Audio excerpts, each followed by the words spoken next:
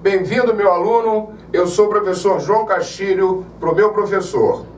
Dando continuidade às nossas aulas de trigonometria, nós iniciaremos hoje a ideia da leitura de arcos e ângulos na trigonometria.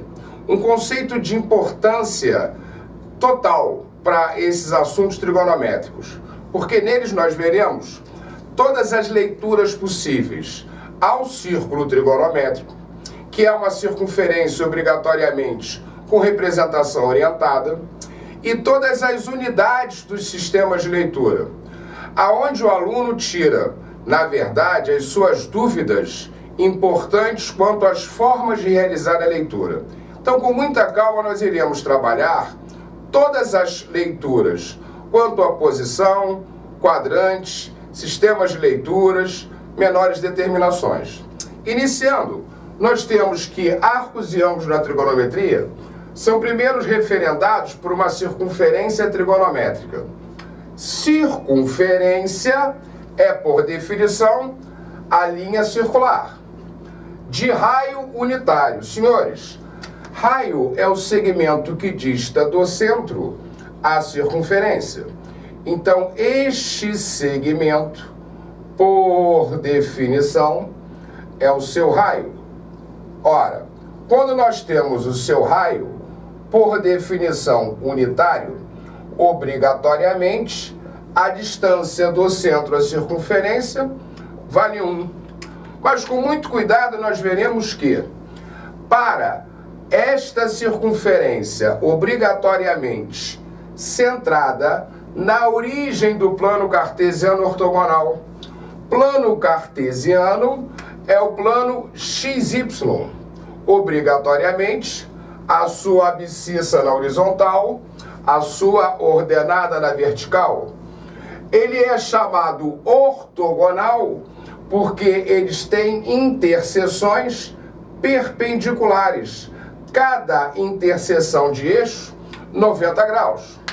Ora, se eu tenho uma circunferência de raio unitário, para cada eixo, a distância representada do centro à circunferência vale 1.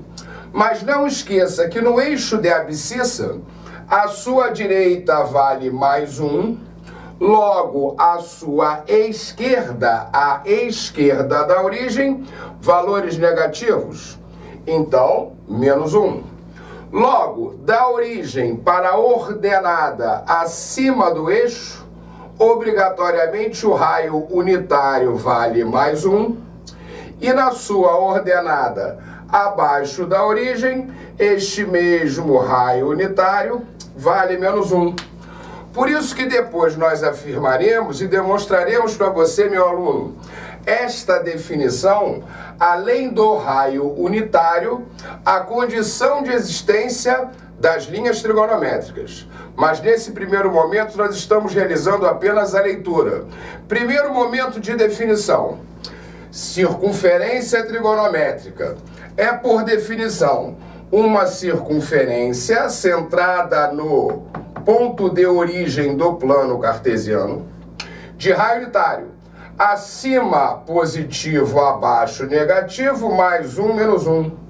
A sua direita positiva, a sua esquerda negativo, mais 1, menos 1.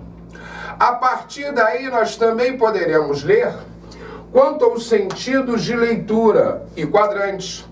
Porque perceba, quando nós temos o plano cartesiano XY, esses eixos são perpendiculares, cada um formando entre si 90 graus.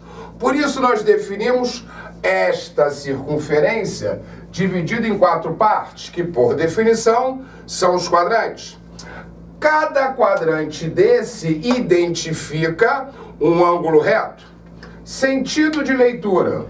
Sentido anti-horário, que é o sentido contrário ao movimento dos ponteiros do relógio.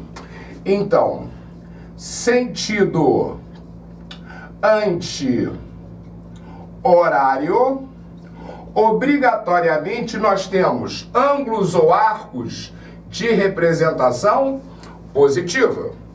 Logo, no sentido contrário, nós definimos como sendo sentido horário, que é o sentido idêntico ao movimento dos ponteiros do relógio.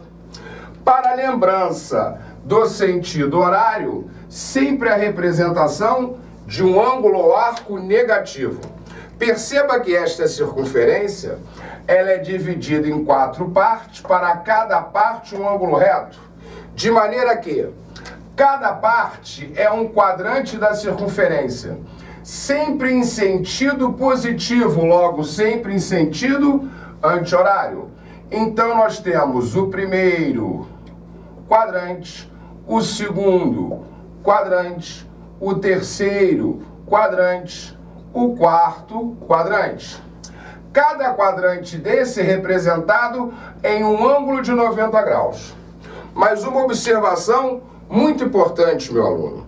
Perceba que o sentido é fixo e o quadrante também o é.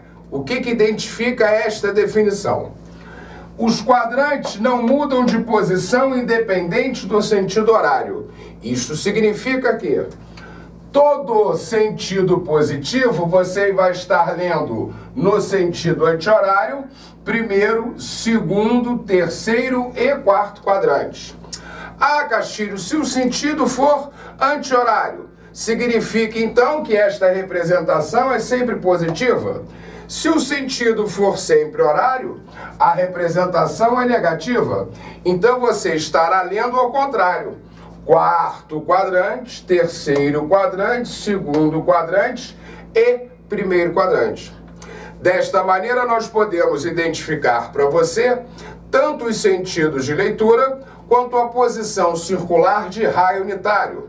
Meu aluno, veremos agora a representação dos sistemas de leitura, onde nós vamos juntar tanto arcos quanto ângulos na representação de seus sentidos, ok? Muito bem, meu aluno, então agora nós vamos ver esta leitura do círculo trigonométrico quanto aos sistemas. Como é que eu consigo realizar esta leitura e qual a unidade que eu devo utilizar nos sistemas? Meu querido aluno do meu professor, é a coisa mais fácil você guardar na sua cabeça que quando eu utilizo o sistema de unidade trigonométrica, eu vou utilizar para uma representação específica uma unidade, para outra representação específica outra unidade, que são os chamados sistemas de leituras, obrigatoriamente, para arcos e ângulos. No primeiro caso, nós temos o chamado sistema sexagesimal. Castilho, quando que eu utilizo esse sistema sexagesimal? Quando a unidade, obrigatoriamente, a ser lida é grau. Mas isto só é possível quando eu represento um ângulo. Então, na mesma circunferência trigonométrica, centrada na origem, onde a distância do centro à circunferência é o seu raio. Então, nós podemos dizer que tanto o segmento A quanto o segmento obrigatoriamente OB é representado por R, que é o seu raio. A amplitude formada entre esses dois raios centrados na origem, amplitude é esta grandeza angular, obrigatoriamente representa o ângulo interno. Então nós podemos representar AOB, origem em O, que é o vértice do ângulo. Pode ser também representado por uma letra grega, alfa. Então, neste caso, alfa. Como ele é centrado na origem, no centro da circunferência, nós definimos esse ângulo como sendo ângulo central. Então, por definição, eu utilizo grau quando eu leio um ângulo. Ângulo é uma grandeza interior à circunferência, formado por dois raios e amplitude. Mas em alguns momentos eu posso realizar essa leitura com uma unidade menor que o grau. Por isso nós definimos e chamamos de submúltiplos. Nós vamos explorar daqui a pouco alguns exemplos de transformação de unidades que você vai ver isso com muito cuidado. Mas nesse primeiro momento, nessa representação de submúltiplos do grau, para cada 1 grau lido, eu posso representar 60 minutos. Então a leitura de transformação é grau para minuto. Quando eu tenho 1 minuto, eu posso representar para 60 segundos. Então cada minuto transforma para segundos. Obrigatoriamente, minutos. A representação da sua unidade é de transformação quanto à leitura. Quando que eu utilizo a unidade grau? Quando obrigatoriamente eu estiver trabalhando com ângulo. Se eu tenho representação angular, interior à circunferência. Logo a unidade grau. Por sua vez, se eu trabalho no sistema circular, o próprio nome já diz, está na parte circular. Se está na parte circular, está sobre a circunferência.